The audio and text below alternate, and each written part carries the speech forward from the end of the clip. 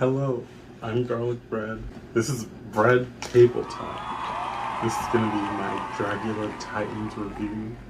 Also, I talk with my hands a lot, so this ghost costume is really, it's getting in the way of that.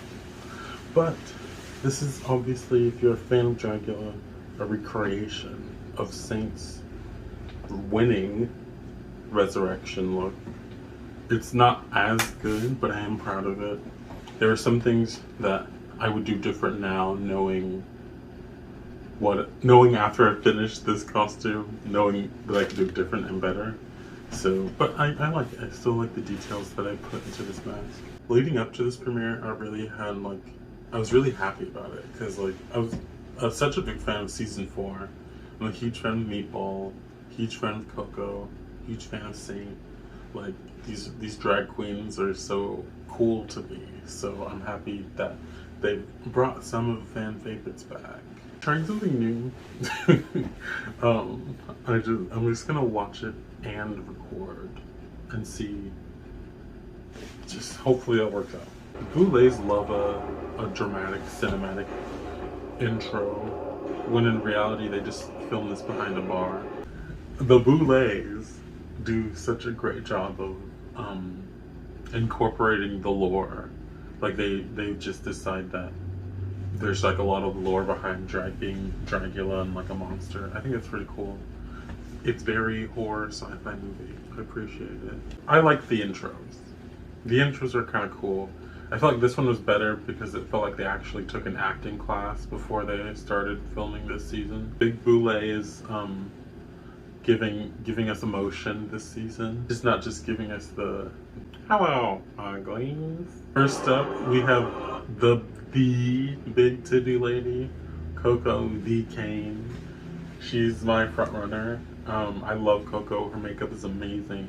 Her wigs are amazing. Her boobs are amazing. She can do no wrong in my book. And she's great television. Like, I'm excited. I'm excited for this queen. And I hope she brings more versatility on this season because she's not only titties, She's not only boobs. Bonkers. Black people in red and black slays. Like, I usually don't like colored contacts, but these red contacts in her confessional look is so good. And her entrance look is really cute too. And up next is Melissa B. Fierce, which is I think is a really funny drag name. She's from season 1 of Dragula, and she was I think she was a runner-up. She's pretty close to winning. The Boulets really like her. Coco's a fan favorite. The Boulets, I can tell who the Boulets are pushing. I can see who they are really into, and they really like Melissa. And she's bringing the TV this time. She's doing good.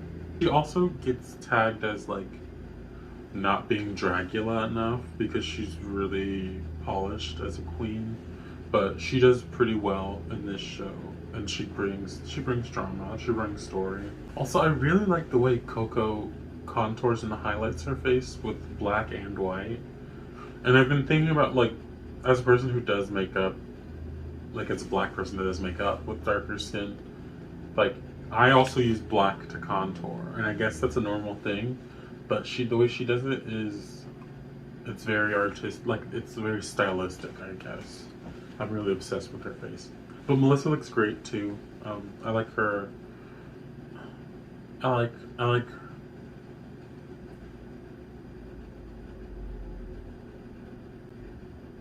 The body looks right. Eva Destruction, very good drag queen. I love what she does. I love that she incorporates her body hair. I love that she's very hairy. I'm a big fan of what Eva does. She's a great performer. I'm obsessed with her. She's also one of my front runners. I think she's gonna do really far because her first season in season 3, I felt like she kind of was intimidated by being on television. But that was the first time. This is the second time. I think she's gonna get it right this time. Hairy girl solidarity. I'm proud of her. Right. Don't work is what you call it. I kept a level head at least. So does that. Erica Clash. She was kind of combative But I appreciate that. I think she's more than just being like defensive, but I really like what she does. Like, I'm a fan of it. I think she has like it like down to a T what she does, but I just don't think everyone buys it. But as a fan of like kawaii Harajuku, extra big, you know, I like it. I like what she does. It's a nice perspective. This time around, I know how my aesthetic can live in this world, and I really just want to show how much work. I like Erica's wig, but I don't know if that's really.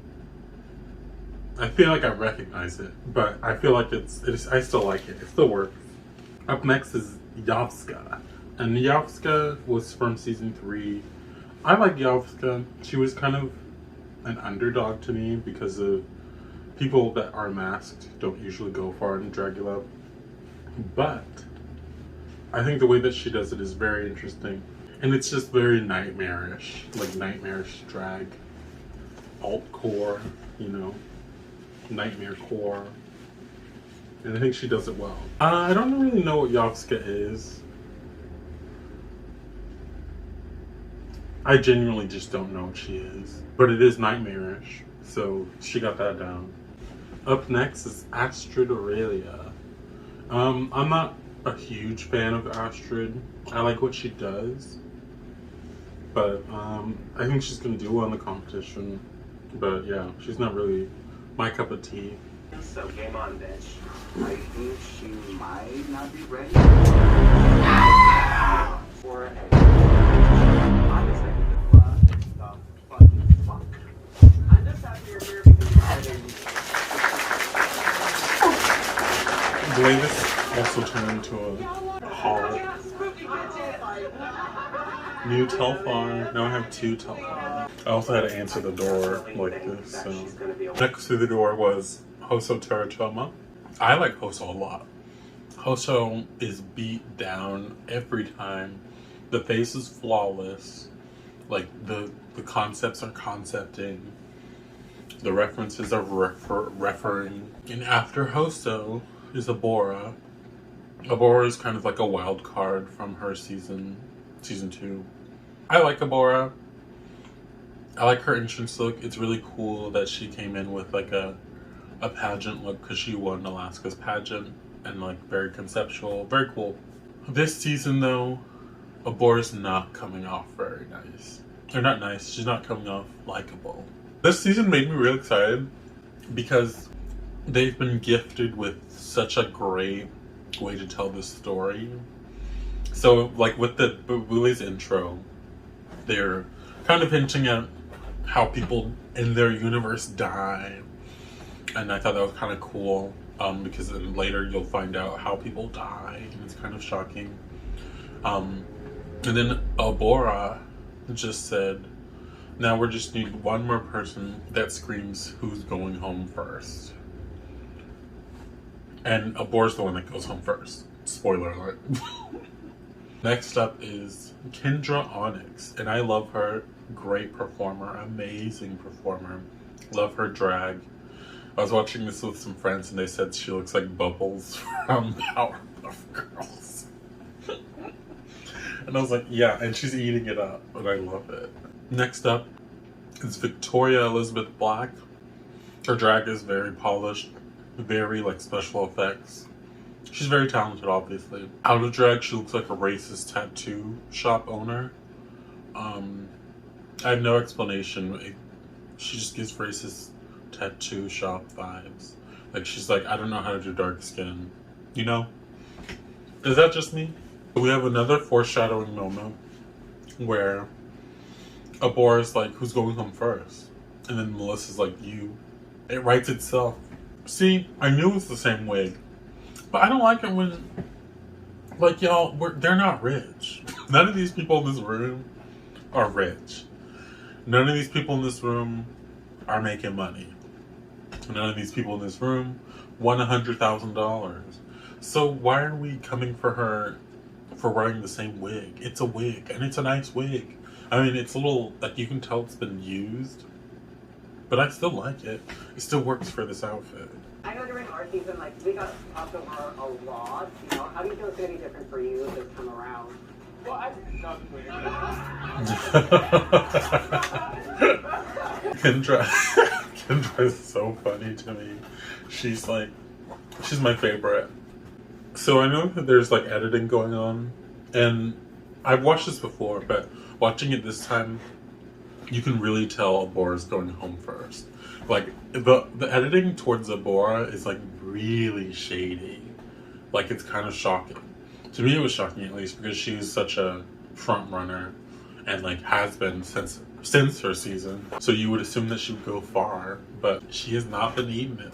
She's kind of like a theater kid where it's like you like got all this energy and you just yell it, and everyone in the room is like, why are you yelling? Like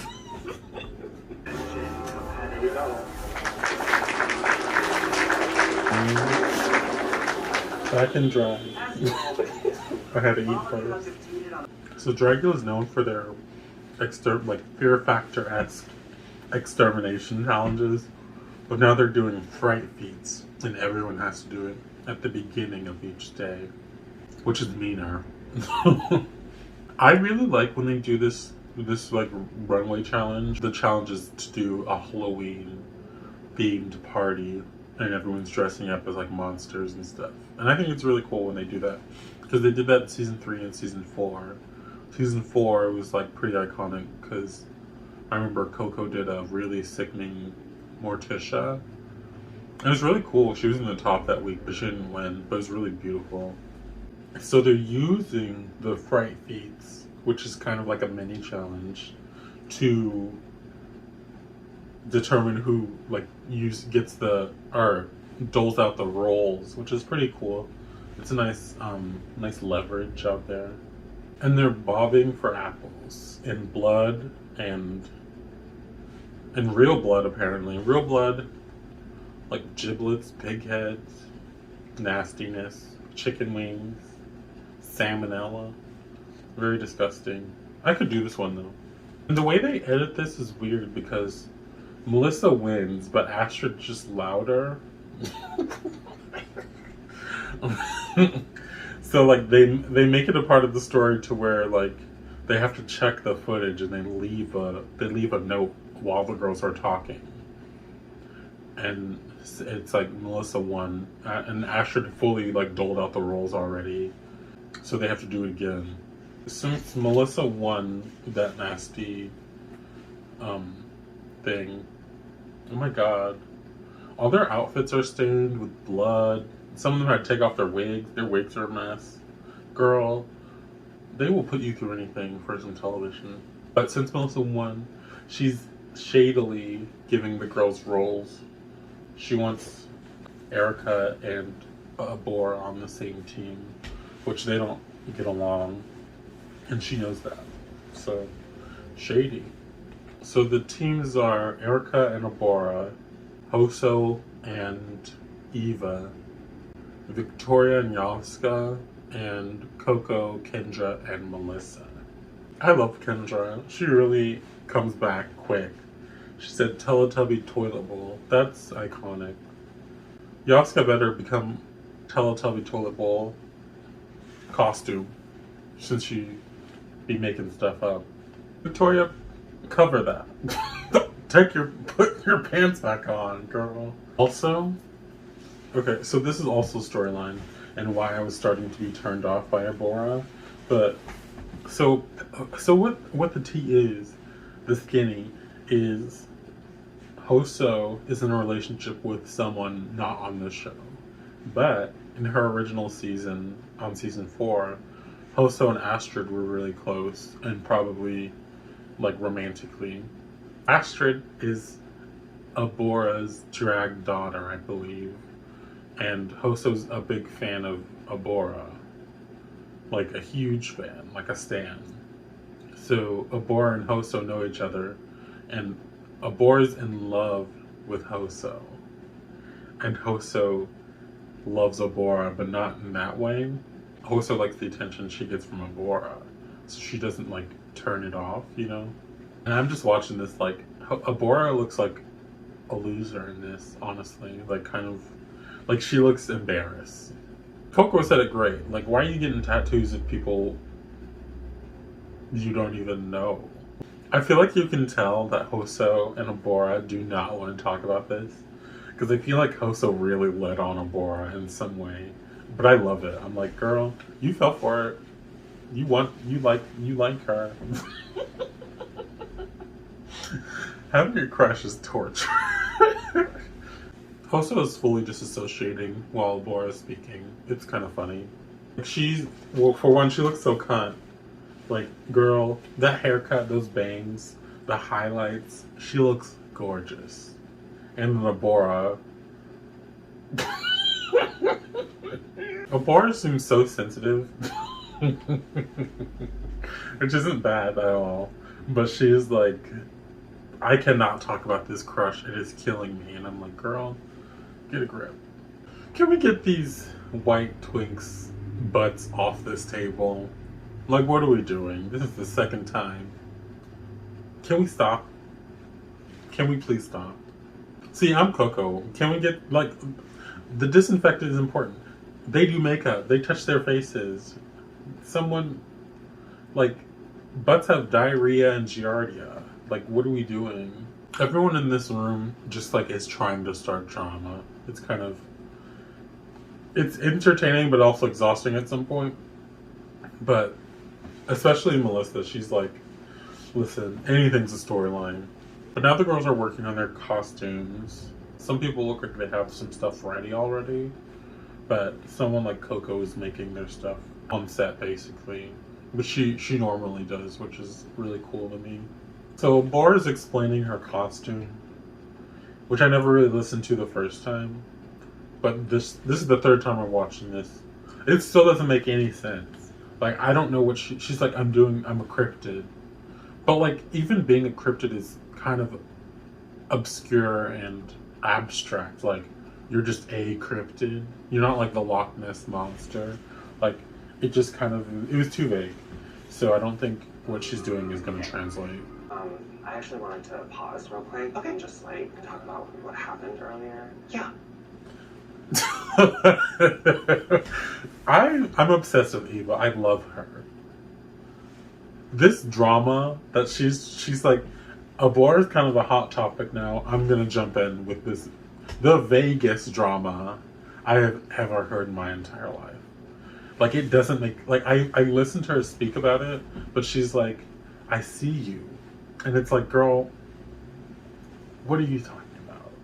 Like, she tries to explain it, but it's more of like, she wanted to do Dragula, but now she didn't, but now she's here, and I'm like, I thought we were friends, but I see you now, Bora. Like, I guess I get it now. But it's like, this isn't drama, it's just vague. You're just saying vague sentences. I mean, I guess the drama is that, like, they're friends, but she didn't know she was coming. And now she's like, are we actually friends, or are we just playing a game? Like, what's going on? But even then, I'm like, girl, just focus on yourself. Like, so Kendra's been feeling salty about Victoria sending her home, which I feel like isn't true. I don't feel like maybe she is actually, like, hurt about that, and, like, you know, being on TV and, like, dealing with, like, hearing a lot of people's opinions, like, can really make you feel a certain way about a person, even though it probably wasn't always that deep. But I feel like it's something else. But this drama between her and Kendra just it didn't really work for me. But the editors put it in. They put I feel like they put every drama in this first episode, because it is packed with drama. See, I kind of get what Abora does. Like, she's just always on, you know, like, she's always in character. And I don't think that works for reality TV. Like, yeah, this is like a competition show, and, like, you are drag queens and you're like pretending to be people. But I think Abora is a little too aware of her character, and it just isn't translating that well in this season. I hope she well, I have no hopes for her, actually.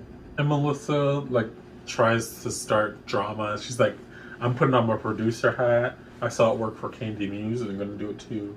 But she's like trying to get Kendra to apologize to Victoria, which I'm like, this is unnecessary. Like, it's stupid. This is stupid to me. I didn't like this.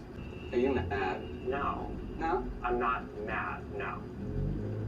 But I see you. Well, can we see this? Eva's so dramatic. This is so dramatic. I love Eva. She's like, but I see you. So ridiculous. Girl, calm down. Anyways, after all that drama in the workroom, or what do they call it? The laboratory? I don't know what they call it. Delusional lounge? I don't know. The Boulets enter the stage. They look really good. They look like spiders. Like inspired by a spider web. I think it works. Tall Boulets giving the season. Small Boulets always serving. They look great. But Justin Simeon, I'm very excited about.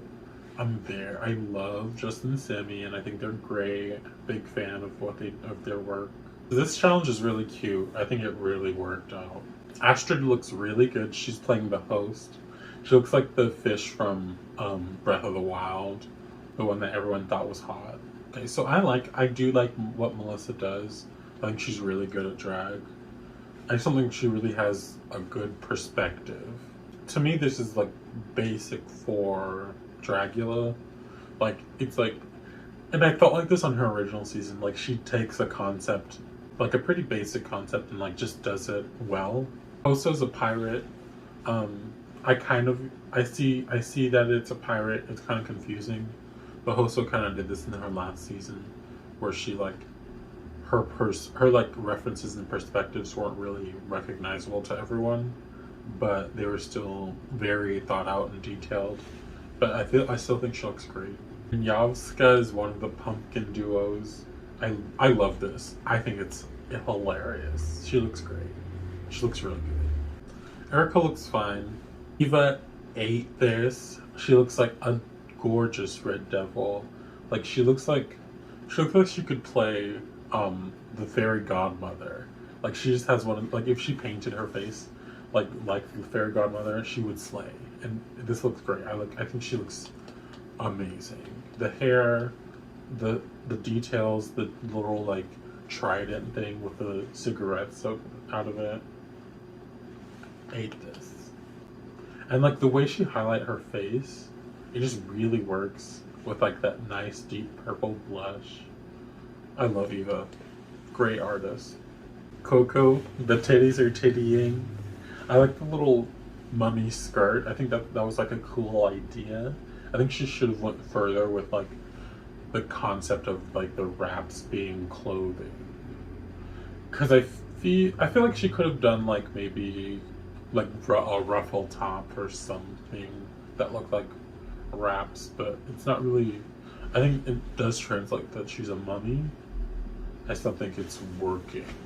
Victoria Black. I like this costume. I think she looks really cool. This skirt is such a great concept. I love that. See, in Abora, like they still made it work, but like I don't know what she is.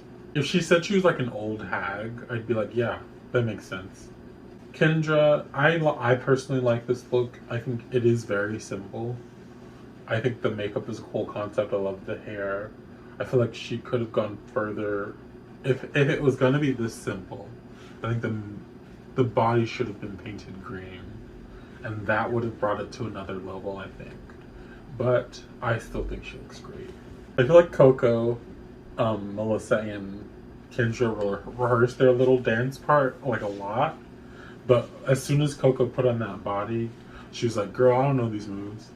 These boobs are too heavy." Astrid's honestly doing a really good job in this challenge. She's really campy. I like it.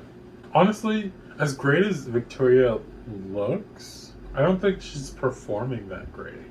Like, she's dressed as a pumpkin and she's kind of giving us nothing. Coco was literally just shaking her titties. And I'm living. What I like the Boulets, what they do is that since they're drag queens, they want their drag queen perspective on the girls first. before they bring in the judges. So I think that's a really good idea. The Boulets love Victoria. I don't really understand it, but they do. So they're like kind of defending her in that situation between Kendra and Victoria, which I don't really agree with. But you can tell she's going to be a front runner in this competition, mostly just by this first episode, because I really don't think she performed the best. I thought the win was going to go to Astrid, or I thought it was going to go to Eva, actually. Once again, the Boulets don't get what Hoso's serving, but she still looks great. I like it. So Hoso, Kendra, Melissa, and Yovska are safe. Astrid, Victoria, and Eva are the top performers of the night. Victoria did not perform. She just was in a look, but okay. But Eva, I agree. Astrid, I agree with. Yeah. So that means I think Erica, Abora, and Coco in the bottom, I believe. The look is undeniably like camp. Like it's great. Like Victoria's look is great. But I don't agree with the performance. I don't think it was strong. I just think she had like a gimmick. She had a stunt. She looks great, but I don't think it was like a top performance. It didn't beat Eva's performance, especially Eva's performance on this floor show. Like, she's giving faces. I love it. Truly though, Eva's face is stamped. Like, I think she looks beautiful. Coco's lost a lot of that costume through the day, and I understand it. I also appreciate that Justin Simeon sees the star that Coco is, because it's undeniable. Like, this is talent, you know? Honestly, if I was Erica, I would be upset if I was in the bottom. Because she looks okay. Like, the makeup is fine. I would say there are less detailed looks than this on the stage, or maybe like equal level detailed on the stage. And her lip sync was good. But I don't know if I really agree with her being in the bottom. I don't know. And Deborah really wants to be this like wild card in this show franchise, but it's not working. Like, it's not translating, and it's not working. So now we're about to learn that the Boulets have decided that everyone will be voting each other off this season, and the only person that's safe from elimination is the winner of the week, I believe. They clearly like point out who's in the bottom still, but everyone who didn't win is still up for elimination, which I think is more interesting, because it lets people things like alliances will work better, and like drama is going to be a little spicier, because it's like, why did you vote for me? I did well, you know. I think this mechanic is going to work. I want a gif of Eva doing this look right now. She was like, I'm giving you camp, I'm giving you face, I'm giving you reaction. It's great. She's so dramatic. This is hilarious to me. The thing about that like look is just like, she was feeling it. Like, I know she was. She was serving. I'm obsessed. She looks beautiful. I feel like they all signed up for an acting class before they got back on this show, because it was just perfect. And the funny thing about this is, if they weren't doing this voting thing, I don't think Abora would have been so hated and like voted off immediately. But she really dug her own hole for this episode, like really not coming off as likable. All of our best interest to go with votes for people who were in the bottom. I've come to the... See, okay. It's exciting when I mean, I watch Drag Race, but like when shows do this, and then the girls are like, okay, what am I gonna tell the girls to do so that I don't get sent home this week? And it's like, whoever did the worst should go home. But it's like, girl, you could do bad next week.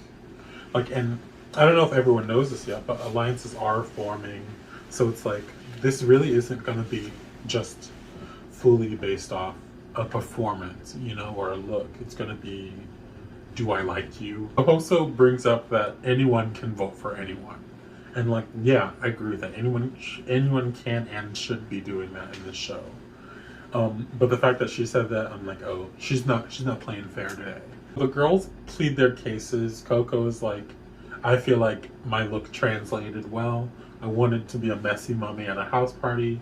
She literally had a shot of her doing coke. So I think that makes sense. Erica is also pleading her case. She says she had a fierce lip sync and her look was okay. But then she says it comes down to Coco and Abora. And Coco's like, what the heck are you talking about, girl? And Abora just didn't know the words and no one knew what she was. So she's obviously dead last in this moment. You can tell Abora's in a bad mood. Like, she does not want to go home. So she starts like bringing down Erica and Coco. And now everyone in the room is like, girl, you didn't have to go there. Like, at all. Like, you just decided to bring down these girls. So now everyone has a sour taste in their mouth, and you can tell it's written on the wall that Abora is going home. Which honestly is kind of fitting for who Abora is. Without me in the competition, it's going to have a lot less steam. Girl, that was shady as fuck. Like, bye. So it's because of you, this is gonna be like... See, the thing is, like, every person in this room thinks they're the winner. Every person in this room sees himself as a star. So Abora announcing that to the room is kind of like a backhand, like, you know, comment, because it's like, like she said, if you get rid of me in this, then this competition's gonna suck, basically. Like, it's gonna lose steam, is what she said. And everyone's like, girl, it's not all about you. So she really is digging this hole. See, and people have had breakdowns on this show in the past, which is what confuses me more when it happens again, and they just, for one, air it. Two, it hurts them. They end up going home. Like, they do not proceed in the competition after having like a insecure breakdown. And I agree with the room. I'm like, there's no need to defend Abora. She's grown. Don't make yourself look bad for another person. This interaction between Hoso and Abora where they kiss is so weird. I'm like, get it off my screen. I don't want it. This is disgusting. Yeah, she going home. Hoso can't do anything to save her. I'm honestly shocked some of these people were voting for not Abora when she obviously did the worst. Especially Eva, since she was like, if I find out anyone puts their name in that cup and they weren't actually in the bottom, then I'm gonna be so mad. And it's like, you just put in Erica and she was arguably the best of the bottom 3. Girl. And then we get the moment of the season. Big Titty Lady bounces her tatas on the table and tries to write down Abora's name with her nails. It is hilarious. Everyone has to watch this clip. It's so funny. All the girls have put in their votes for who they want to go home. The 2 girls in the bottom, the very bottom, about to take their drop to hell is Abora and Erica. And the girl to get the boot is Abora. Happy to see her go. She looked terrible this episode, like, as a character. I like her, but this was not the best look for her this episode. And they do it by this, like, it honestly shocked me the first time I watched it, with a trap door. They just have them stand on a trap door and they just fall down. And it's so funny, but I'm like, oh my god, Dragula's wild for this. That's been my episode of Bread Table Talk. I really enjoyed recording it. I've been out of drag, I've been in drag. This isn't really drag, but it's like a costume. I'm gonna try to do more costumes / drag in the future. So hopefully you enjoyed it. Thank you for watching. Can't wait for the next episode of Dragula Titans. I'm really enjoying it so far, and I hope you guys are too. And I'd love to talk to anyone about it, so let me know what you think in the comments.